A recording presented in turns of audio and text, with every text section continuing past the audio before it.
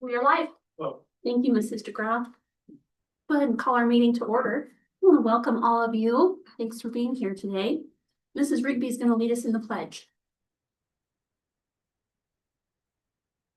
I pledge allegiance to the flag of the United States of America and to the republic for which it stands, one nation, under God, indivisible, with liberty and justice for all. Thank you, Mrs. Rigby. Mrs. DeGraw, just kidding. The floor be open for a motion to approve the agenda. Madam Chair, so moved. Is there a second? second. Those in favor? Aye. Any opposed? Motion passes. Do we have any public comment sheets? Oh, ma'am. And we want to excuse Mr. Paul from our meeting today. He wasn't able to be here. The floor be open for a motion to approve the consent agenda. Madam Chair, I so moved that we approve that. Is there a second? Second. Those in favor? Aye. Any opposed? That motion passes. Thank you. So that's seconded by Tyson, just to clarify. That's my copy. Okay. Thank you. Our first action item, purchase spending and surplus approvals. Yes, we do have a few that need to be looked at here and invited Mr. Miller in to help present to the board one of the things that we are wanting to buy for the district for the maintenance and grounds crew. So we do have a quote for a Kubota UTV diesel. We currently still have our older one, but it's been getting a lot of wear and tear on it. Right now it's overheating a lot, especially when we start pushing either snow or dragging dirt and things like that. We still want to keep that one and utilize it, but it will need to go into the shop. But this one here, Andy, why don't you go ahead and let the board know a little bit. So let me bring up the picture of that for you. One of those guys right there. And so we have one of these without a cab. This one does have a cab, so it's better to push snow with. So what was that thing we bought last year? Skid steer. Skidster. A skidster, and there's a difference. So the Kubota is the name of the brand. It's like a John Deere. So we have a Kubota skid steer, and we already do have a Kubota UTV, but it would be very helpful for the district to have another one with all the different. And that one that we bought last year is still working just. Oh, fine. yeah. Oh, Yeah, it's You put a So new the- engine in the skid steer last year. and that's the one that's the one we're talking about. we put a new engine in it? In the skidster last year. Mhm. Do I remember We that? purchased It was it. in November. Were you on New year. were you in the? There, I was not in the I Bahamas. was wondering what tropical island you were on. I guess I just forgot. Okay, thanks. And so this will come out of plant facility. We do have it, this is under budget, it still leaves us 20,000 to play with in the budget for this type of a purchase. So Andy, why don't you tell the board a little bit about why you want to propose this? Well, everyone uses the one that we do have district-wide, whether it's the bus barn, sports teams use it to drive the fields, to haul their equipment. We run into an issue a lot where multiple people need it at the same time. But the biggest thing with this new one is it has a cab and it has a heater. Typically when we're doing snow removal here, we start at 2 or 3 o'clock in the morning to make sure we're done before the students show up. And it's a rough 3 or 4 hours with no windshield or heater, and it's super cold. Plowing snow with it, and you end up getting soaked from the snow that's blowing up over the plow, and it's a huge upgrade from what we do have. And we did configure this one to use the sprayer that we currently have and the plow that we currently have and everything that we use with the other machine. So it'll all be a direct fit to this one. This one will be brand new. I know in the past we have looked at used vehicles. And I don't think we've come out on top with those. I think we've I did generally. look at used ones, and I don't know if it's the diesel engine that makes it hold its resale value, but they were very close. And there's actually one that has 300 hours on it that comes with a plow that's $3,000 more than this one. Basically about the same price with the cost of a plow. Right, so Can you get, this is local, isn't it? this is Rex, I had him quote this out of Rexburg. I had him also quote one in Twin Falls, because Kubota has a, it's so many miles you can't have between different dealerships. So they have their areas, so I had to go to Twin Falls to get another quote, and it was 33,300. And which I sent to Shane if you guys want to see it, but this was the lowest one. So we looked at a used one that was about the same price, another new one that was 3,000 more, so this was our best price. With that, they do have a discount for the governmental stuff, I don't know. They did not have any taxes on this, No, right? So it was all taken care of. That's with added lights front and rear, with the auxiliary hydraulic for the plow, the quick hitch for the plow, it's with everything already on it.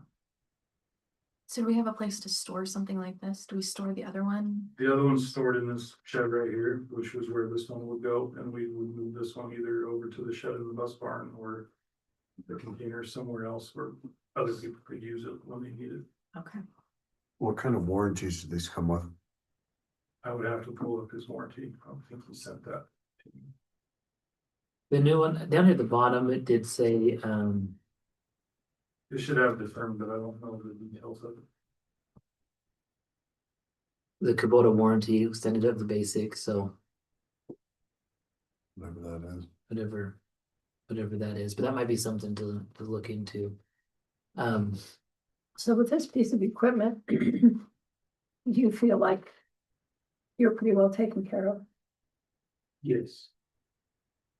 Yeah, and it just adds to, not add, it doesn't add to what we can do, because we can do what we have been doing with the same one, but it's gonna give the other people that try to use this one when we have it, or if they have it and we needed it, or whatever, we keep this one and put it through the shop.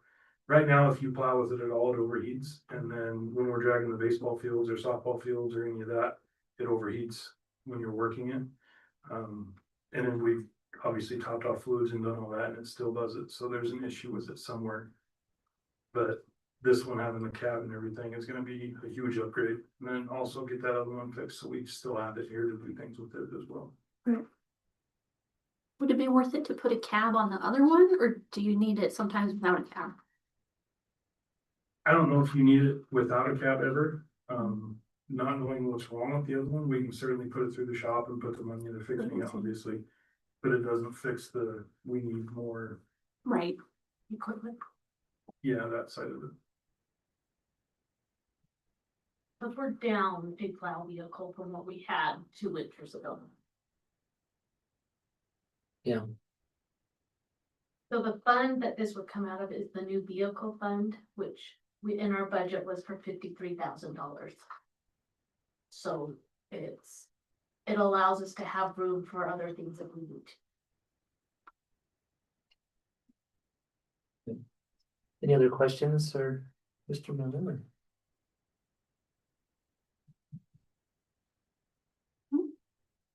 If not, Yeah. thank you. The chair will entertain a motion to approve the purchase of a new Kubota UTV. Madam Chair, I make a motion that we approve the purchase. Is there a second? Second. You got that? Judge, Those in favor? Aye. Any opposed? That motion passes. Thank you. We do have a ratification, our Hamer irrigation well, had some bad luck. Oh, And so this is the little pump house that's out between the school and the church on that one.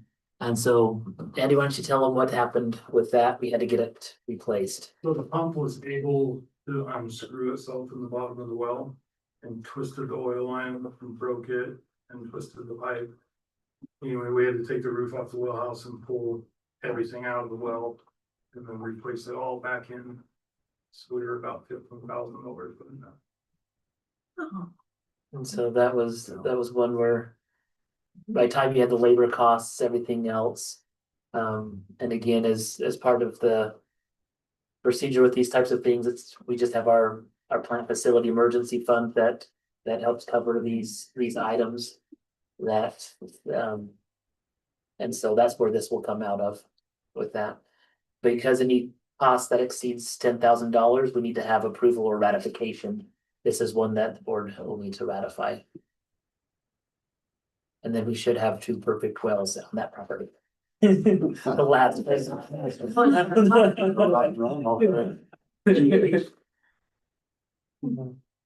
that could go wrong over there. Yeah. Well, thanks for handling that, Andy. The chair will entertain a motion to ratify the repair, labor, and materials for the Hamer irrigation well. Madam Chair, I summon. Is there a second? Second. Those in favor? I, Any opposed? That motion passes. Thank you.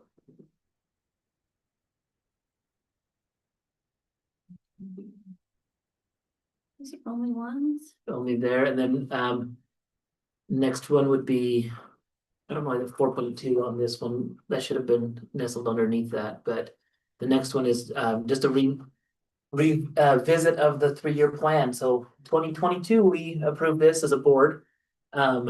There are no changes that we have to our current plan, we've, Because there's nothing.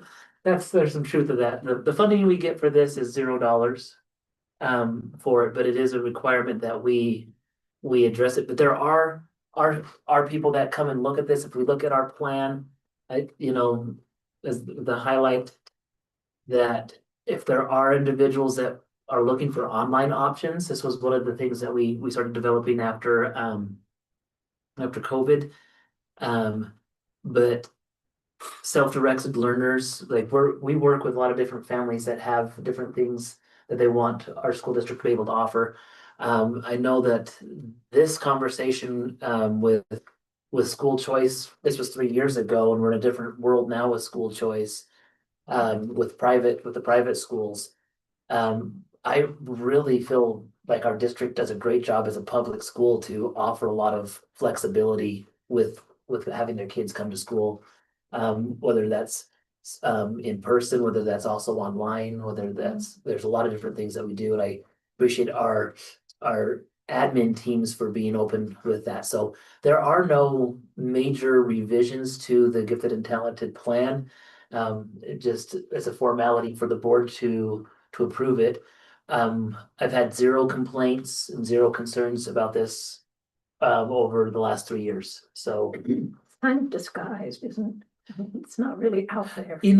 I think before public schools started being more flexible and open to different things, I think 20 years ago, like this was a big push because people would say, how come I don't have this opportunity for my kid? How come I don't have this opportunity for my kid? But you look at what we offer here at West Jefferson with dual credit classes. Yeah. We had one student who graduated last year with an associate's degree. I don't know how much more like opportunity you really need with the self-directed learners. If parents have some type of option that they want to come and present to us, sky's the limit on that. But that didn't exist 20 years ago, or because gifted and talented is kind of under in the umbrella of special education federally. And I think they put that to say, if you have kids that have these unique things, how are you really going to help them? And I think our schools have stepped up for that, at least in my opinion. But we have orchestra, we have drama, we have band, we have art classes. And that's really, really awesome that we still have those things as a small school. But I think that's my perspective on it. I think so. So I will, on approval, I will get this sent into the state before October 15th. So if there's any other questions or comments, I don't rush you through it. I just didn't have time to read it. It's the same as last time, don't you remember it? Well, I think if I approved it last time, which I did. Yeah, I think you were They there. usually make any changes, so. I went through, we have better tools now with grammar checks and different things with AI now from the last time. So I went through and changed a few of the different things with wording to help it flow better. Okay, But anything with adding, there's nothing really new that I could think of that we're really offering a lot. And like I said, I haven't had any parents come and say, no, with the only exception of parents saying, I just want to homeschool my kid. But that's their choice, and that's what they okay. can do. The chair will entertain a motion to approve the gifted and talented 3-year plan. Chair, I still move. Is there a second? Second. Those in favor? Aye. Any opposed? Motion passes. Thank you. Okay, we have some discussion items. Some policy review. All right, so these were ones, Mrs. DeGraw, can you remind me? So controversial issue 1, you'll scroll down, I think there's a section in green that we need to address.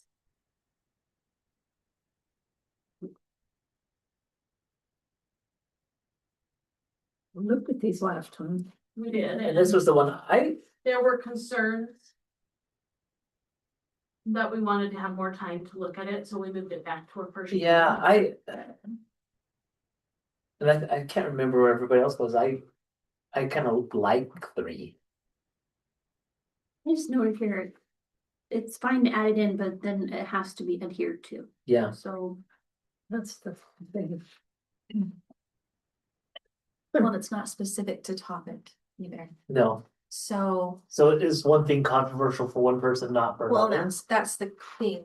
This is leaving it open to the teacher to decide, is this something that they need to be notified about? Or am I just saying, well, this falls under just general knowledge? It's something that might just be shown wherever. I don't need permission. So Yeah. what's the definition in here of what controversial issues is? I don't think it's defined in this. Yeah, it is 1, 2, 3, and 4. Excited.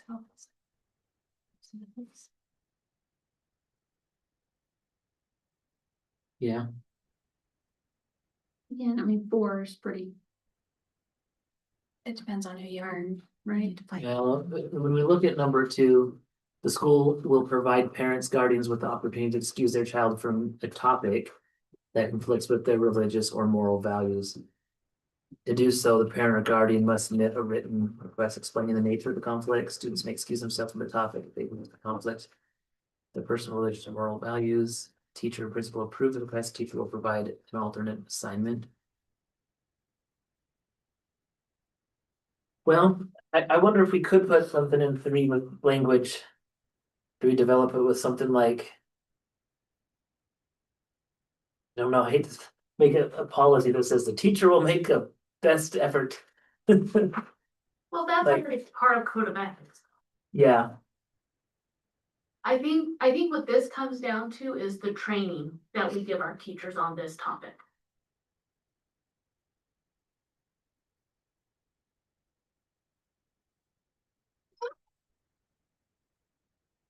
I think you could say teachers are encouraged to notify parents. If. There is a topic. I don't know, but again, it goes back to what you're saying, Andrea, about the one teacher, they might not feel like it's that big of a deal. Yeah. But to a certain student, it might be.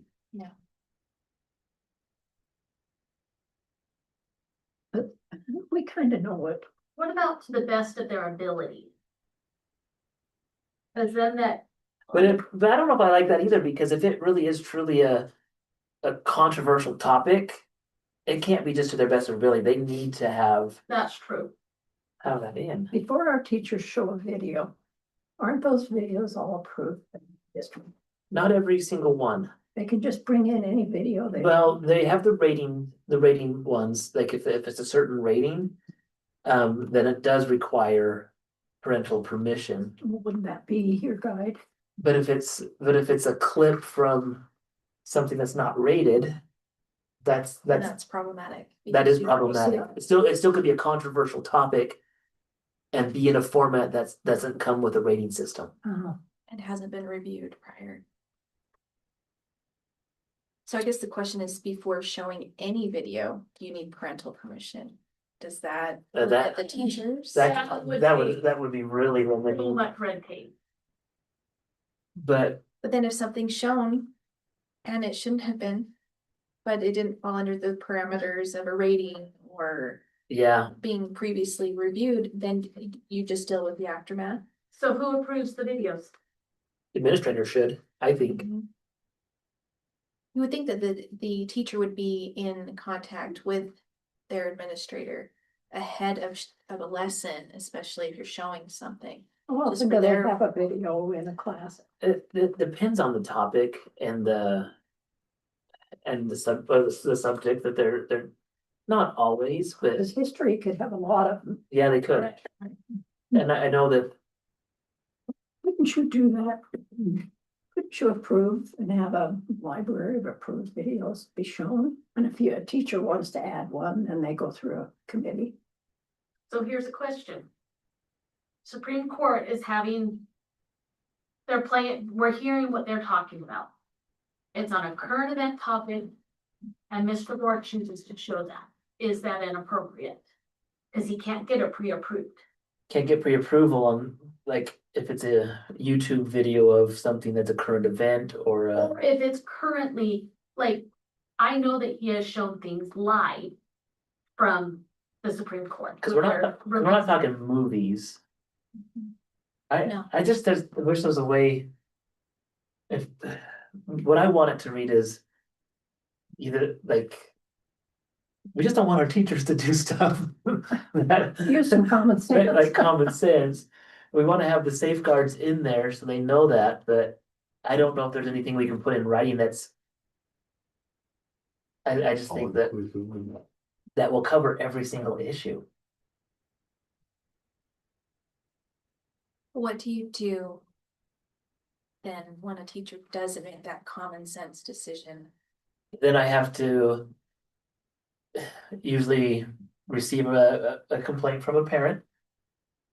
And we investigate it and look into it, and there's probably, you would have to make the decision is this or is this not something that the teacher probably should have more common sense in, or at least, Okay, is it practical to have a committee to review videos? And they meet quarterly. And teachers should know far enough ahead what videos in. I wonder if it just doesn't say something that. Let's go back to, let's stay with the topic of this is on controversial issues. Yeah, I think if it's politics, science, health and sex education, values and ethics, and of course, number 3 also has further sign-in sheets with recent things. But I think maybe we should have all of those, at least have them double check with an administrator. I don't know if you want to go with a committee, because but get it approved once and then you not have to approve every year. well, and it could change though, going back to like politics. Like if you're bringing up something with the political debate, does it have to be, I don't know, that's the balance of how do we trust our teachers? And how do we put into play these safeguards? And maybe it needs to be, we'll pass this. Like this policy. But with the direction of superintendent and administrators, please do a better job of informing the teachers about this policy. Well, I think it should have to be reviewed every year. This policy, It's- yeah, You constantly have new influx of teachers and. and this is something where this policy has been brought back up because of the new things from the legislation. And really, it's not just about those 4 items. If you go down and it says the next 5, those are things that you also have to take into consideration. Yeah, Maturity of the students is appropriate for the group that you're showing this to. 3 could be interesting with community standards, morals and values too. Yeah. Cause that can fluctuate by community to community. Home to home, but. Balanced presentation would also be, that's probably more things with. Seeing both sides. and Well, that's number critical 5 thinking. says the necessity of seeking administrative counsel and guidance prior. Yeah.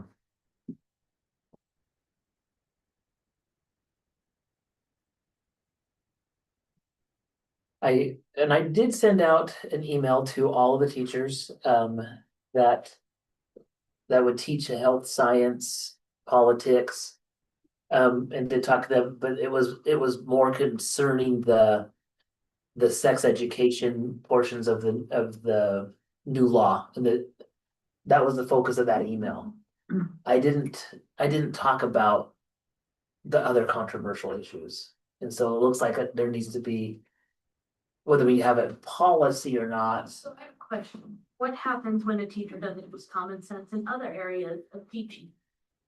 then the administration visits with them, puts together an action plan. So I think we have to Remediates. some safeguards in place. Yeah, it's just whether or not we, Redundancy. Should 3 be optional? Is that the question then? That's the question. Do you Yeah. guys want that in there? For sex Already got it. education, we are required to do that. But not for not for all of those topics. So I guess if I'm looking at this from a parent perspective, if my child was in a class and they were going to be discussing like of suicide, that Right. doesn't fall under the sex education parameters, but No. I would want to know ahead of time that that's a topic that's going to be discussed, because maybe I need to follow up with my child after a discussion. Yeah. So I would say that I would like that. to I be- think if we took out the word optional, we just put in there, Yes, teachers will notify. We do have several different formats to notify parents. It could be from the syllabus at the beginning of the semester, saying these are all of the things that we're talking about. It also could be through the different apps that we have for the classroom teachers to reach out. And so I don't think we have to be that specific in policy on how it will be, but because then we could come in here and say to the teachers, you will notify parents if you're discussing something controversial. And that will give them pause if we take out the optional and we keep this in here. so should we add something about suicide, about mental health, or? I don't know that it needs to be Uh-uh. specific, because I think there's evolving topics that'll come up.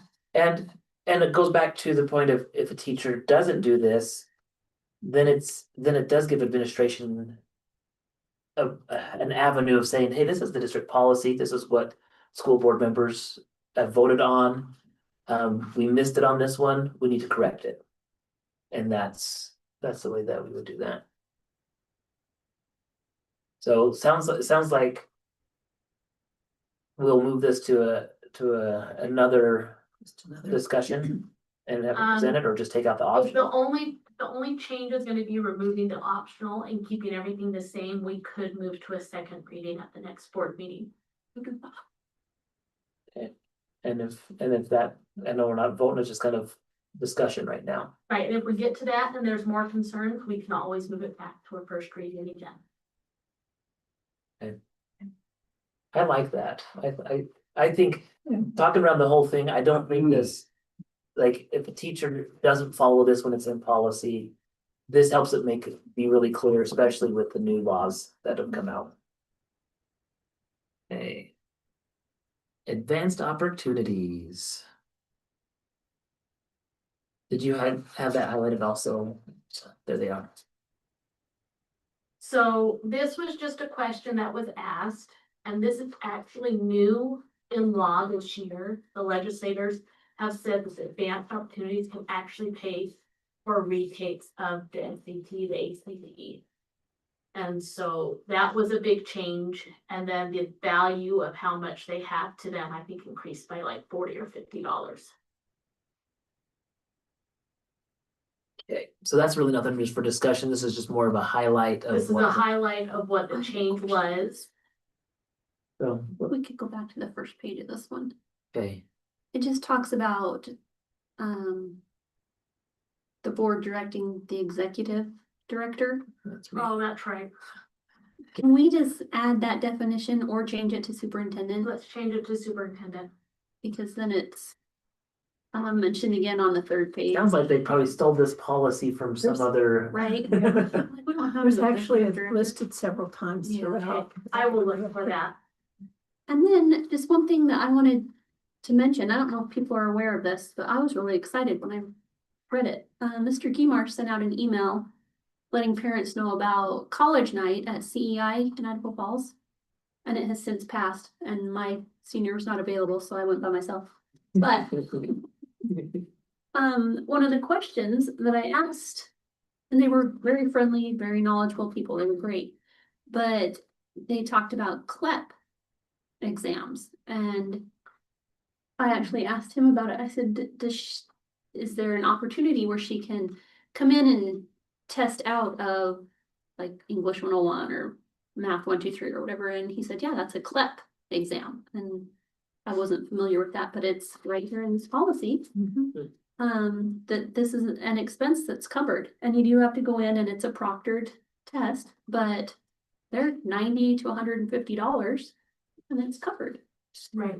So, The times that we've seen it used the most is with our native Hispanic, Spanish speaking Right. students, and they've gotten Spanish credits. Spanish credits, you know, they've gotten, I think they can get between 4 and 12 credits. Yeah. So I just wanted, well, I don't know. That's available. And CEI, they do have a lot, they're growing and expanding all the different things that they offer. There- Like CEI. Well, and others, because I know Idaho State was the same way, but there's a lot of different options for kids. For colleges that aren't always just go live there on the campus. Some of it's online, but others, like if people live within driving distance of Idaho Falls and they wanted to work or live at home still, they could do that. They could live at home, work on degrees. I know that at my superintendent meeting, there's two different, we have the pre-meeting that has a lot of the universities that come, CEI comes, Idaho State, they come and they share their offerings, and so kids in our region have tons of opportunities for a lot of different options for college. Another thing that they mentioned, since we're on the topic, they charge like $200 a credit at CEI. But if you live in Bonneville County, it's $150 a credit. But he mentioned to me, if you go to the Jefferson County Courthouse, they have a form that you can get the same discount, get $50 off. But he said you just have to fill out the form that they You have. know these things, you can save a lot of money. Yeah. Yeah, that's cool. So, Get number on the next page. Next page, right? Page 3, Page 4. yeah, challenging courses, go up. Did you Mr. get- Williams. Did you get number 4 Number and number four. 6 fixed? Um, Okay, go. Oh, what was that?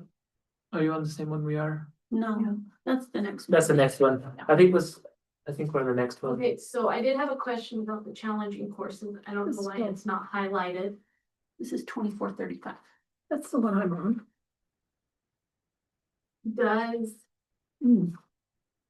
Does the board want to have to approve a student challenge, or do you want to give that responsibility to the administrator?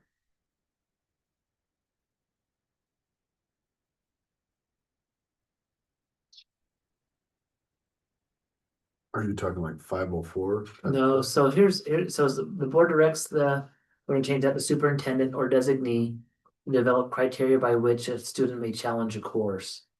The superintendent, The superintendent will present the requirements for challenging courses to the board for approval.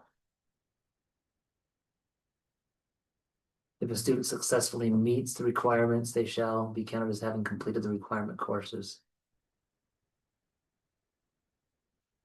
And we haven't had this happen very often, but I think what they would do is they would probably give the final exam from the course to the student. But again, it's also with, and I think I don't know, where we've never had this before. I don't know if it's something that would the board like me to bring that back and say, and this would be a discussion in the executive session, because we're talking about students and student records. Student A challenged this course, this was the test. You approve of it, and then we come in and approve it right? during open session. But the way this is written, it's that You- that they'll approve the process.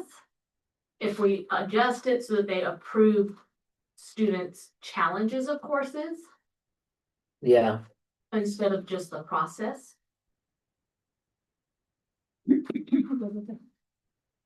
So change that from the superintendent will present the students who challenge the courses for board approval.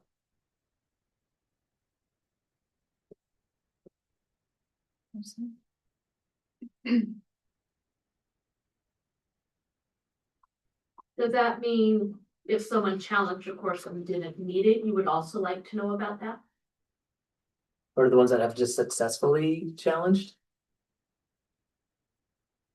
And does it need to be for approval or just for, So just the ones who successfully, I think you could just say the superintendent will present the. It depends on whether or not this board feels like they want to be the ones to finalize the challenge, the course challenge. Or do you allow the. Between the administrator and the guidance counselor and the teacher of the course to determine it?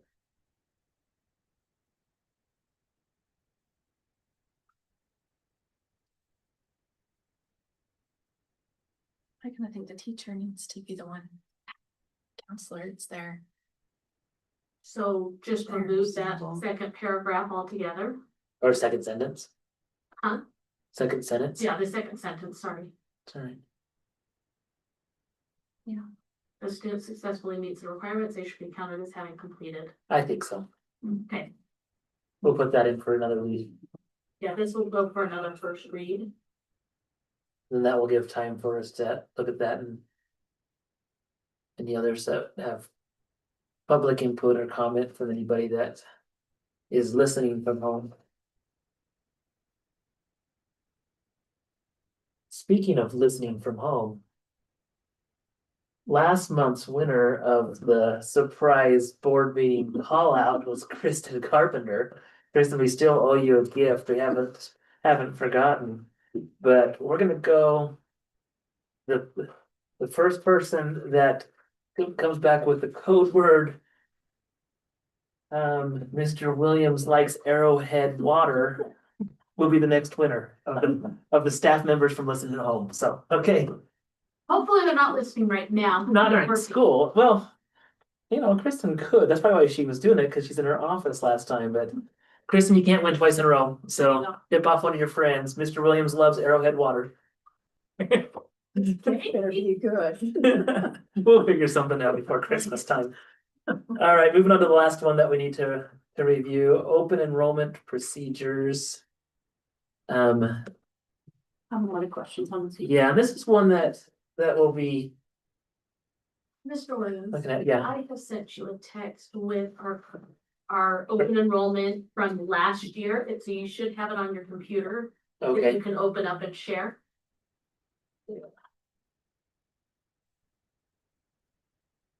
It's in PDF. okay. We stop Wanna stop share. Is it different than the one you attached to the agenda? It's I didn't know, I just barely got a hold of the current open enrollment things that we have on our website. And I wanna make sure that they match.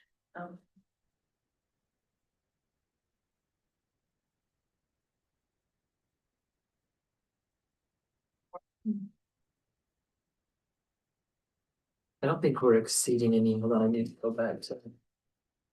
Share again.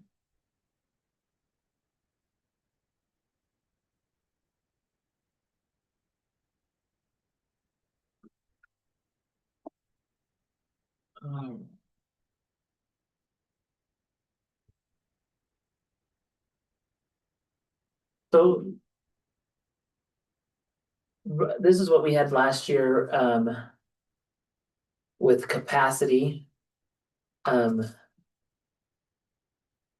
We put Hemer kindergarten at 18.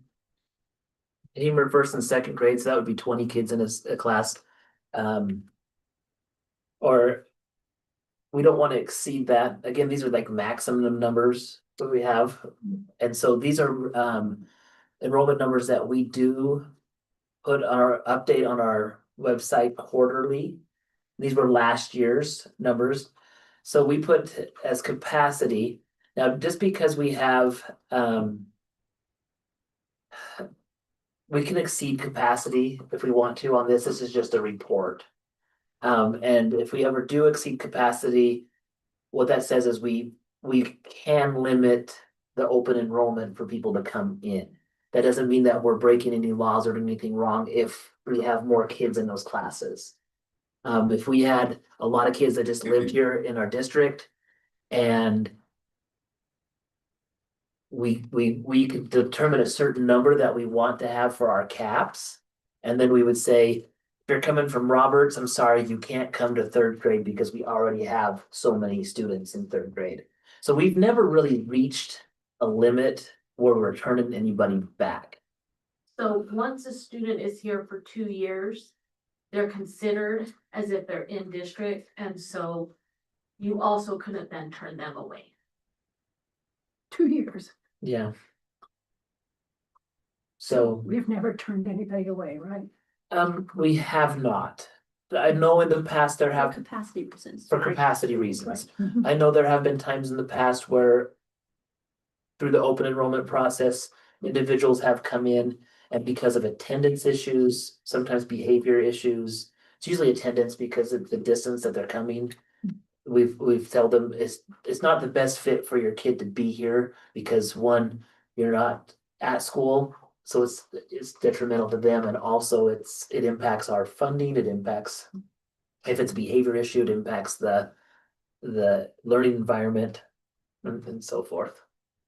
So what the capacity numbers are ones that we never really even reached, and so those aren't part of policy, those are things that we just put into the report. But now that we are reviewing the policy, let's go ahead and discuss there. What are some of the things that we look at? Well, I just feel like there's a disconnect because as I read through this policy, the process to me, and maybe I'm wrong.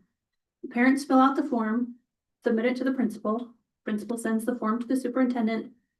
Superintendent has an admin review. They accept or deny it. You notify the parents of your decision by March 31st. And if the parents don't like the decision, then they appeal to the board. And then that's the first time that we're hearing of any of this. But in the first paragraph, it says the board will not admit any student before the viewing that student's records. So if we're gonna be the ones to make these decisions, we need to be reviewing the records and these forms. So that either needs to say, Is that just if there's a conflict? I don't know. How do you read that? I just thought it comes to the board if there's a problem. And this is one thing where this open enrollment law has evolved. It's been around for a while. Really, it says that people that want to enroll in our school, if they don't come by February 1st, then they shouldn't be considered, but that's not best practices for West Jefferson. Like, we want to accept anybody that comes at almost at any time. If they meet the, unless there's They meet different the things with criteria. that, there's a different criteria. So that needs to be changed. Well, that's the February 1st is a state, that's in statute. But I think what that means though is that doesn't mean that we don't have the flexibility to accept people afterwards. But if we wanted to be sticklers, we could use February 1st as the deadline. But that doesn't really make sense. I don't know a lot of public schools who are turning students away. Unless it's capacity reasons, Right. and there are some locally that Yeah, are at capacity. Like in Rigby, they have several elementaries. If someone's wanted to go to this elementary, but they're out of district. but or that even in elementary's full, district. Right, if that elementary's full, they can't. Right. So what about this last line in that first paragraph? What do you want it to say? I actually like it. I just think we need to be more involved in seeing the forms and the approval process. That's a lot, isn't it? It will be a lot. Like how many? 100? 20% of our student body almost. hundred at different times to try to call a meeting to. Like, and then are they voted on? Like, that's the other thing is. How's the board admitting them? Is that something, can the board take action on something like this in an executive session?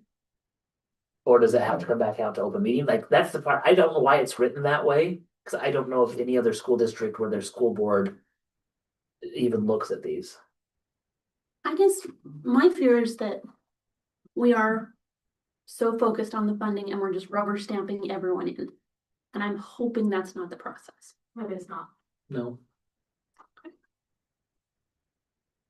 Does that mean that sometimes a student that comes in won't come with a challenge?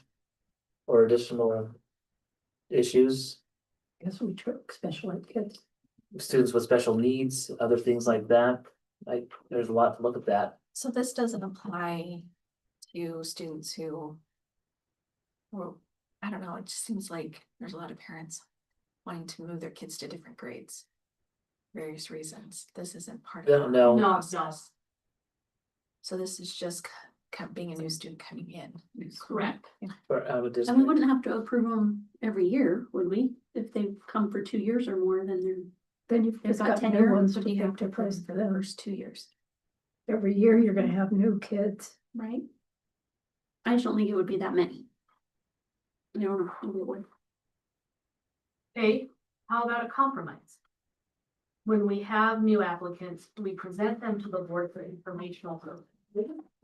But there doesn't necessarily need to be a vote.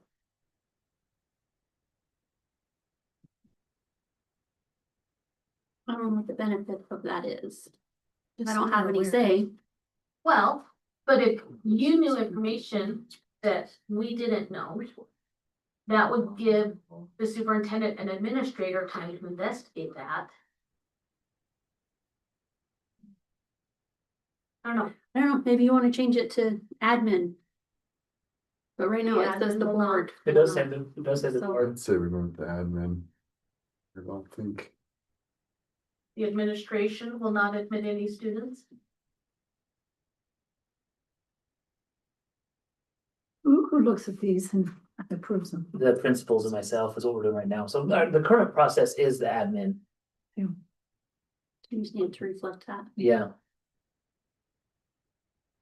And then the board can look at a challenge or yeah. somebody challenges. Cause your actually, decision. that's a really good point, cause if the board's involved in the first approval or denial.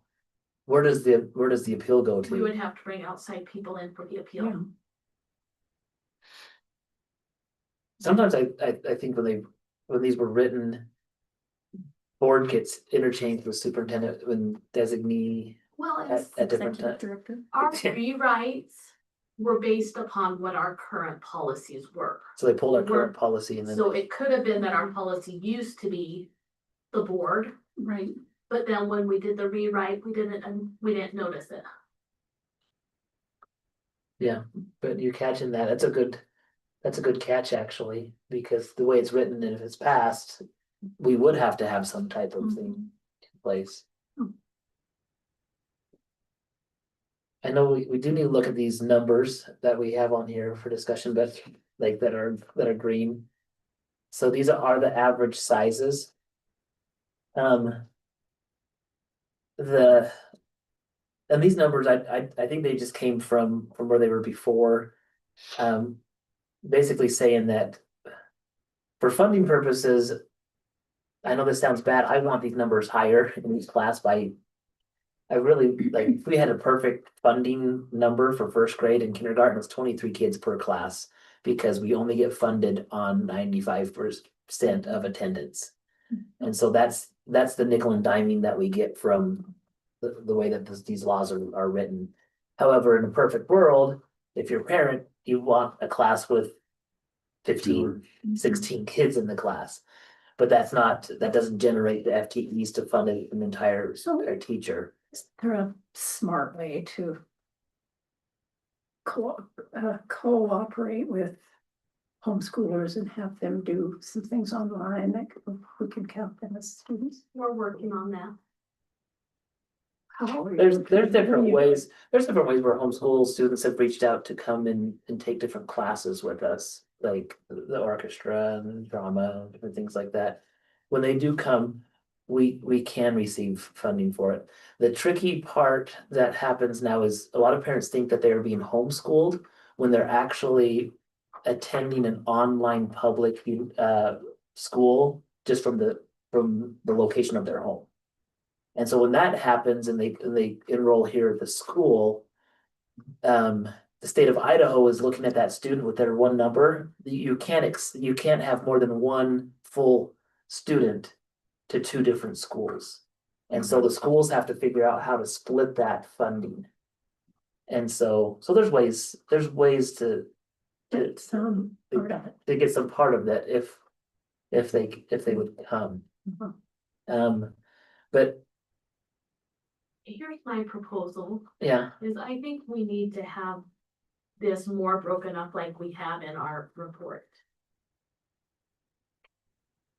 And include the, because the report right now is saying, that in second grade, we can have 28 students.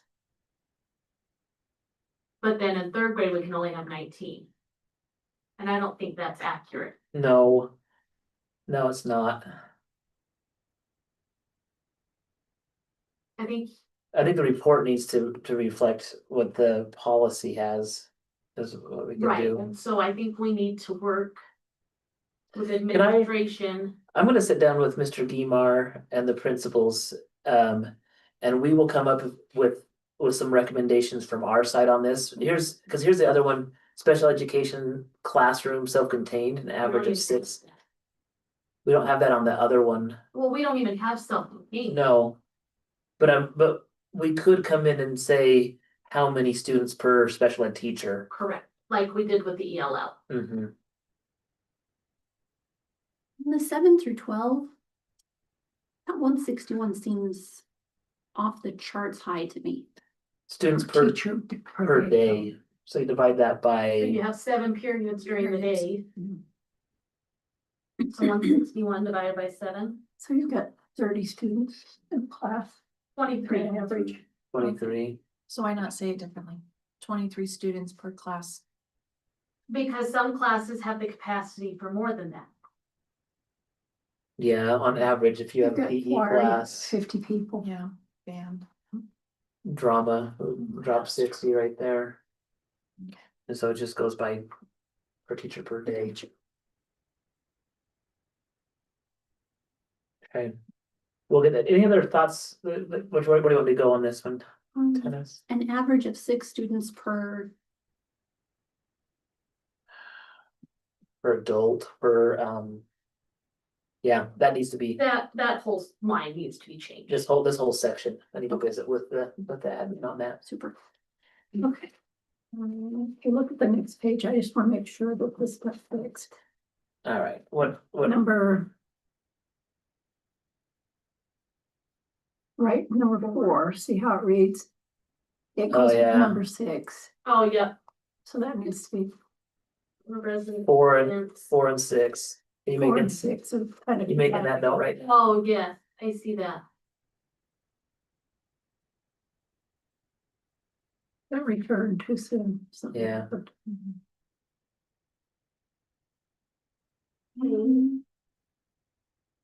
Second page. Page It starts with 1. if the district denies a request. There we go. If the district denies a request for open enrollment, what are you? Right. We'll give a written explanation. If it's because of capacity, we'll also include information about other districts that have room.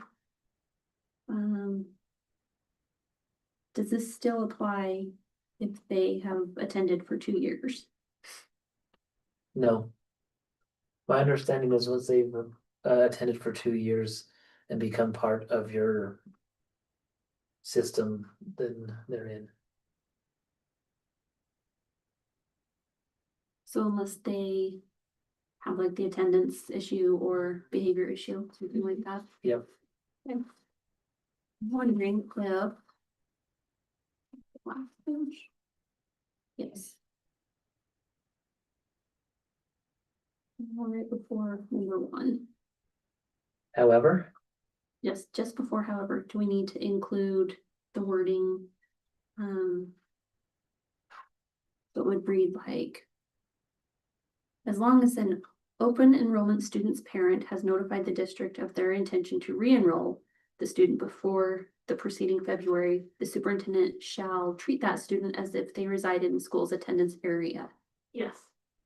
The district cannot revoke a student's open enrollment for the following reasons: if the student has attended the receiving school for more than 2 consecutive years. However, unless. list those things. Mhm. So what I hear you saying is, after a student's been here for 2 years, they don't have to reapply every single year. We just know they're coming. However, they still could be subject to To these things. yes. Okay, Does that make sense? that does make sense. It made sense with all of us. It didn't when I said it. No, I like that actually, because it still gives them this thing that you're still a guest here, right? Welcome, but there's still rules. You're not Yeah. just automatically. But after 2 years, they're not a guest anymore. They not to having the Not to requirement to open. apply. They don't have to put an They application still have to in. They follow. still have to, They still follow the rules. Well- I like that, don't you? like everybody else. Yeah, I like it.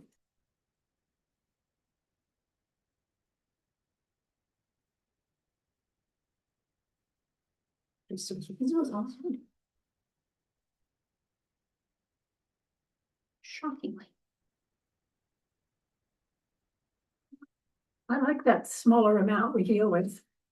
Yeah. Yeah. the I smaller- think that's how we're gonna do it. Smaller. Even if we have several policies that comes with an update, we'll take it in 2 or 3 policies at a time. Yeah, that's nice. All right, so superintendent, oh, sorry.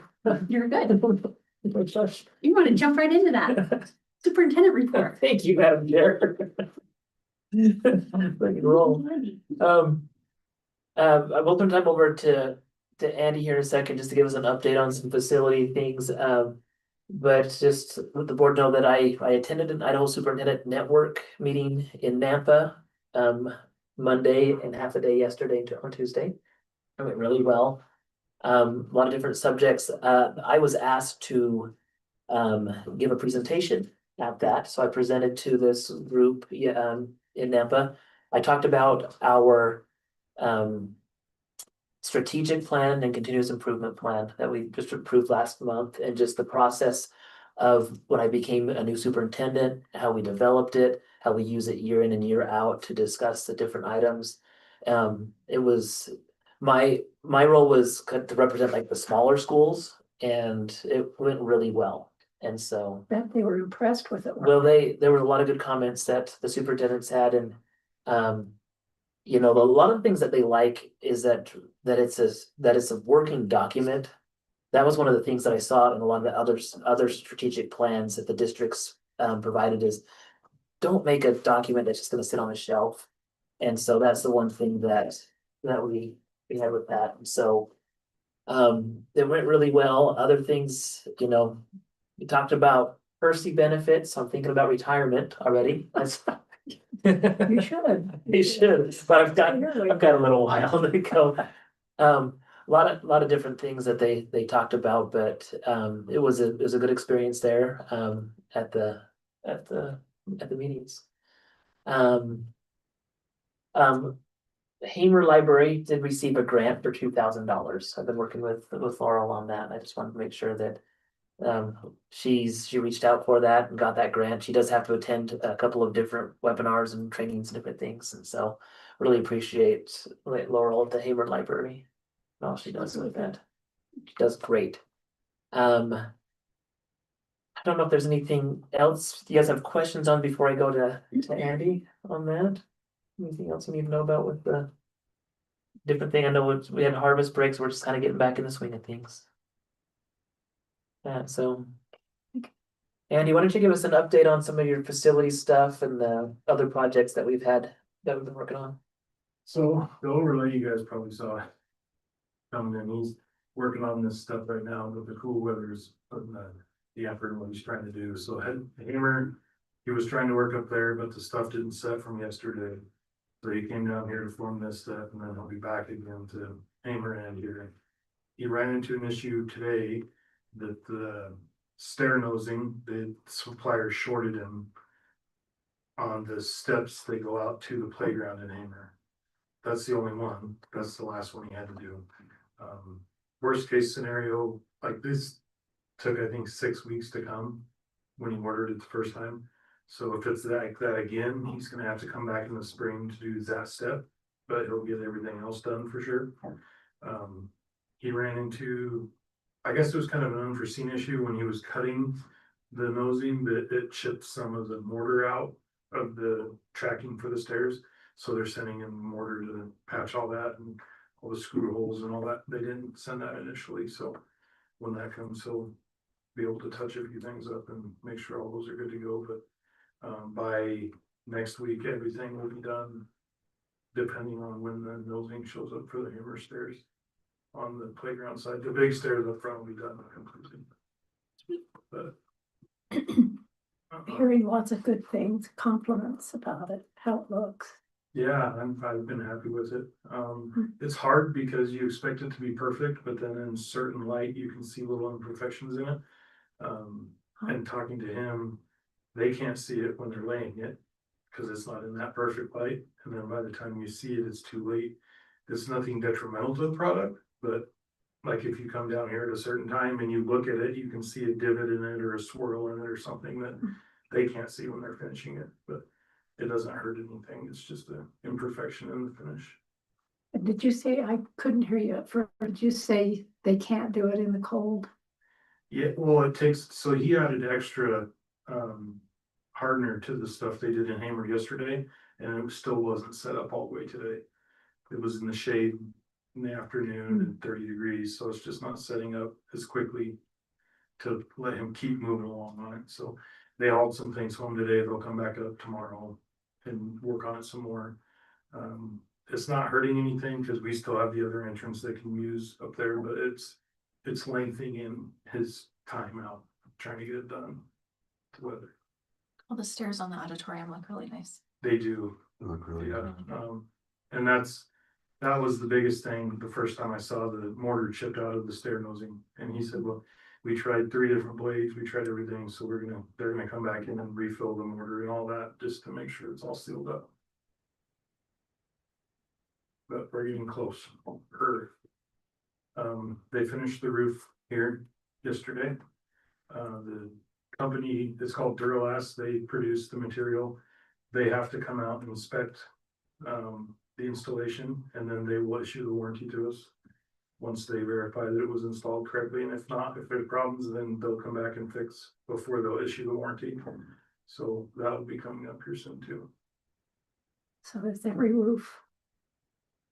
I think that except for the cafeteria. the cafeteria, yeah. And you have somebody coming to look at that? So our plan, we're going to take the AC, the 2 air conditioning units off the roof of the cafeteria because we installed a central air in there for that. And then we're just gonna replace That those section. sheets that are solid, and then we're gonna replace all of the other vents and boots that are up there as well. And we're gonna do that ourselves. So, Awesome. With this, when you were mentioning something about on this, above the gym here in the ALC, they had some vents. Did they, that's what they came back with yesterday. So they were short some flashing and 3 roof vents back here for the rear restrooms. And they came back yesterday and finished all that. So now it's just waiting on inspection, and then they'll issue the warranty. and you did have the roofing company walk the other ones that they installed this Just last, check to make sure there just wasn't any foreseen issues. and was, what did they find on that? Everything was good. Update on locker rooms, changing room plans. So we had an abatement engineer come out to take samples to see where we're going to have to do abatement, just by the age of the buildings. The tests were supposed to be ran towards the end of last week. We haven't got the results back yet. The mechanical engineer came last Friday, looked at a few things. I guess now we're in the process of, now they have to write up all of their designs and recommendations between all the different engineers that she brought in 3 different engineers to look at. And we're in a holding pattern, waiting for that. Shane and I have to schedule the week of the 20th, we need to schedule a meeting with her. Just kind of how we're doing so far, where we're at, everything, until we get all the answers back from the construction and the engineers. And so, but it should be in the next month or so that we'll start getting at least some pictures of possible remodels on those. That's what we're looking at. I think if there's any other updates. You know, we're almost done with our football season. You're out there with me a lot with the coaching as well. Can't get enough of working at West Jefferson. What have been your thoughts with the field and the track as you're seeing Well, stuff? the downpour we had a couple weeks ago was incredible test for the field, and it didn't bother it a bit. Like the good kids were right back out there playing a few minutes later. We had puddles and overrun sewers and everything everywhere else, but the field was great. That was a good testament to its design. And so far, I'm not hearing any reports of people mistreating the track. I think our patrons have been really supportive. We had, No dogs. you They're know, here, but they're outside the. they're outside the fence. We'll have some stray cats that wander out there and If you look at the cameras, because I was just trying to find another incident, there's a German Shepherd and a cat that are very frequent visitors. Early in the morning and late in the evening. I don't see anybody with them. no, I think they're just, Yeah, they might belong to somebody. They're just wandering the community. but we put up additional no pets, no food, no drinks on top of what they had given us, so hopefully that's enough to. And we only have 2 gates unlocked as well. Well, we have the ambulance gate unlocked with the track crossing for the football team, but we have 1 side gate on each side unlocked, so they're not all open and everything either. Any other projects that you guys can think of that we've had that want some feedback with Andy?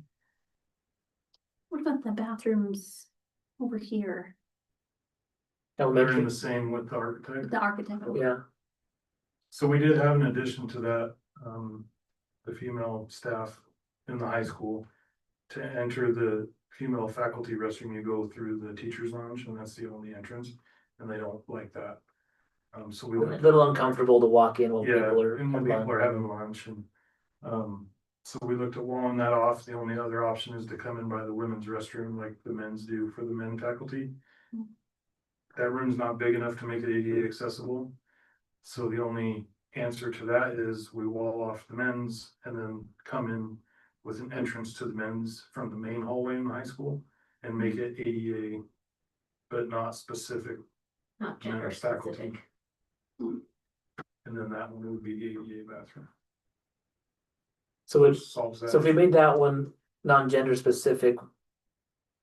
Would we make the other one non-gender specific, so you'd have just 2 adult non-gender specific bathrooms, or do you still keep the one? You can, you would have to keep the women's restroom door shut. Make sure it was shut all the time, because the entrance would be right there. Right towards the girls' bathroom, yeah. Yeah. It would be better to keep that a female one and the other one just a. But the new one with the ADA accessible can't be gender specific. No, The other one would be still, but the other one. so in procedure, basically, that one is Yeah, for the men and or Right. anybody who needs an ADA accessible restroom. Okay, Don't we have any other ADA restrooms? so you have to have so many units per population people? per square foot. Yeah, and we don't have enough. No. Okay. It's part of the problem of old buildings. yeah.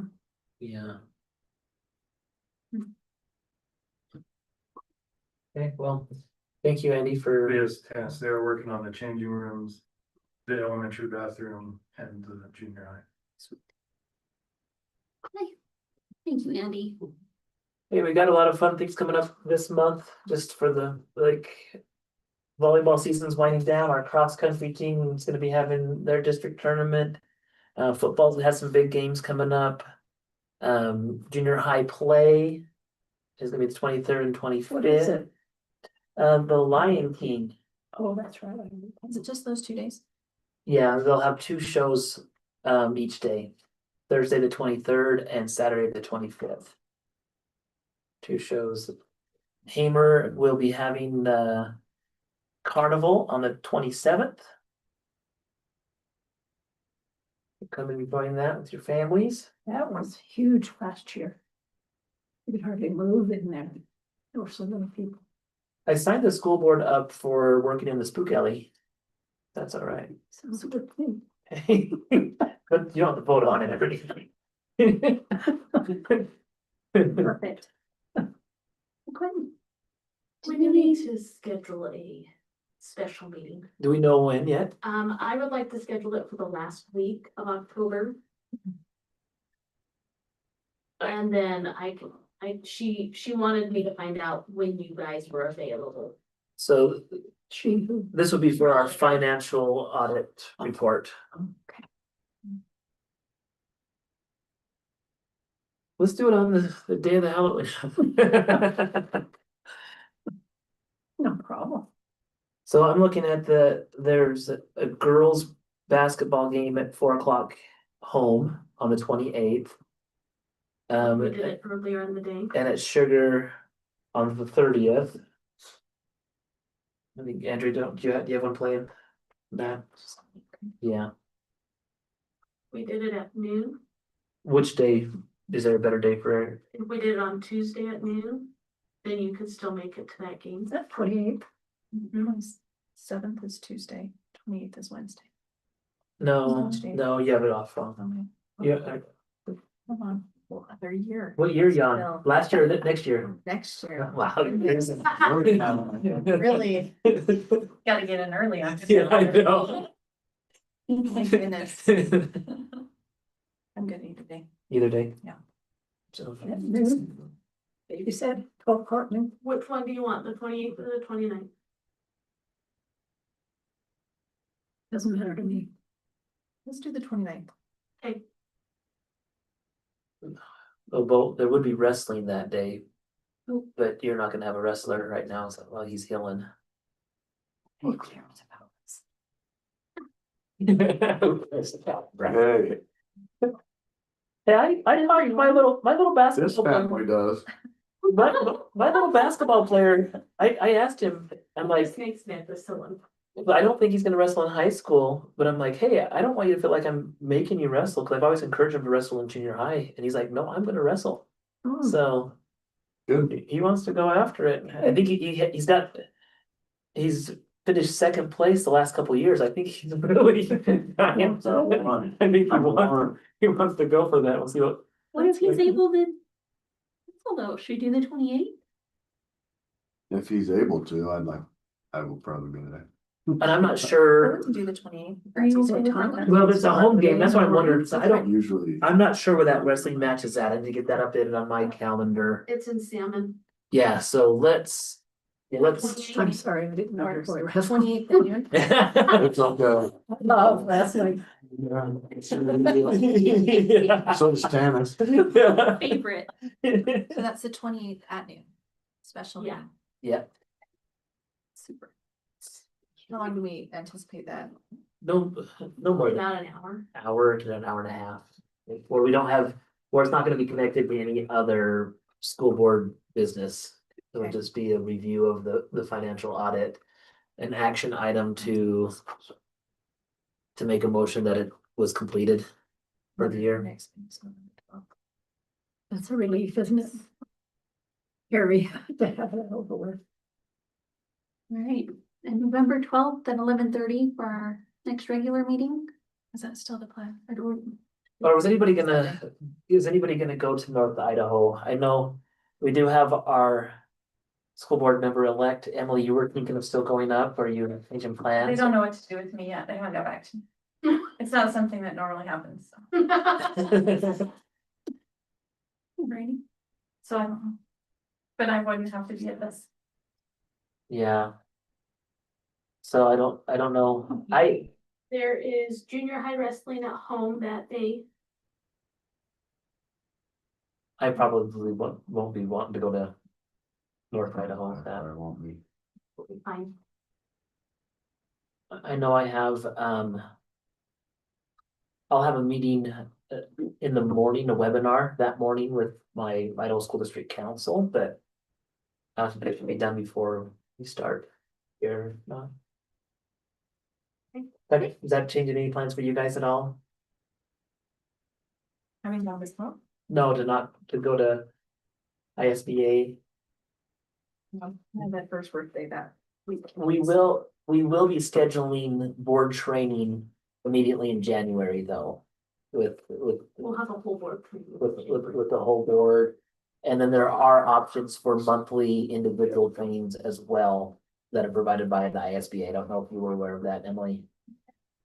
So if it fits in or doesn't to go, it's a beautiful drive, but sometimes it's, I hit or miss on that, so. Hey, Madam Chair, that's all I have. Or be open for a motion to adjourn? Madam Chair, so moved. Is there a second? A second. Those in favor? Any opposed? There's my Motion passes. password, for the person